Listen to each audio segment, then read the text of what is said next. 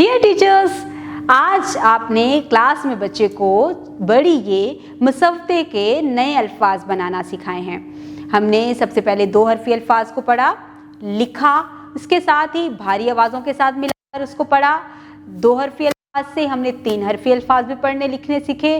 फिर उसके बाद हमने 4 हरफी अल्फाज भी पढ़ने और लिखने सीखे हैं। नए जुमले भी बनाना सीखा, उनको पढ़ना सीखा और फिर हमने उसको लिखना भी सीखा है। आप क्लास में मुख्तलिफ एक्टिविटीज़ के ज़रिए इन सरगर्मियों को मुकम्मल कर सकते हैं। 2 हरफी अल्फाज के लिए 2 बच्चों को क्लास में खड़ा करें। एक बच्चा पहले हर्फ को पढ़े, दूसरा बच्चा दूसरे हर्फ को पढ़े और फिर पूरी क्लास उनको मिलाकर एक नया लफ्ज़ बनाए। इसी तरह से 3 हरफी अल्फाज के लिए 3 बच्चों को खड़ा करें और वो आवाज़ों को अदा करेंगे तो क्लास उसके साथ कोऑपरेट करते हुए जो लफ्ज़ नया बनेगा उसको पढ़ेंगे। इसी तरह 4 हरफी अल्फाज के लिए भी 4 बच्चों को खड़ा करें और तमाम बच्चे अपने अपने अल्फाज की आवाज़ को अदा करेंगे और नया लफ्ज़ जो भी उनके सामने बनता है उसको वो पढ़ेंगे।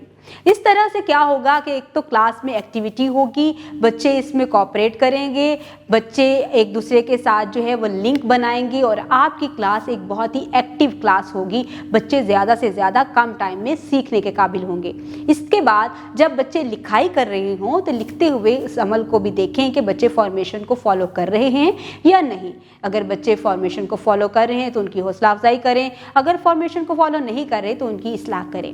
उम्मीद करती हूँ आपने आज की इस वीडियो से बहुत कुछ सीखा होगा। मज़ीद सीखने और जानने के लिए हमारे साथ मिलते हैं अगली वीडियो में। तब तक के लिए अल्लाह हाफिज़।